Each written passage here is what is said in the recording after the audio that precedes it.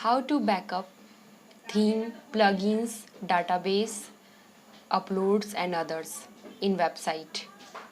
So we have to click on plugins and we have to install a plugin name. Just add new, click on add new and add updraft plus updraft plus. You have to just install and activate. As you can see it, I have just installed and activate. This is highly used recommended plugin for backup. Okay, you have to install and activate. Now you have to go on plugin. Just click on the plugin, install plugin.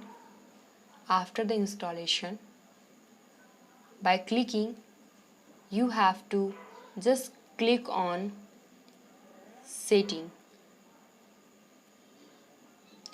So when you click on setting, you have to just click on backup so that you can backup all your database and themes and plugins.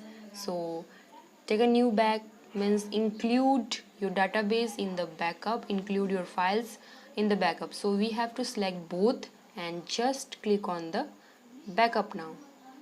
So it is processing.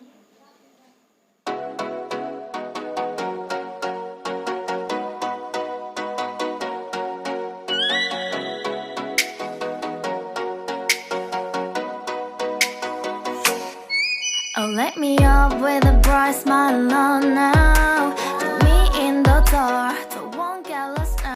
So our backup has finished running. We have to click on database. So data will be restored and start to backup.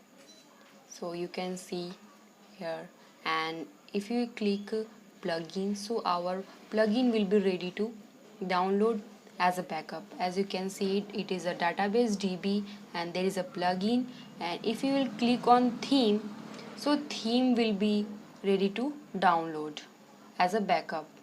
Okay, so there is also two options, uploads and others. So this way we can take all the backups of the website. So you can see, just you have to click on the download to your computer, or from the web servers it's optional, so download to your computer so that you can upload your backups in another website. So this way you can download your backups from your website. So if you like this video,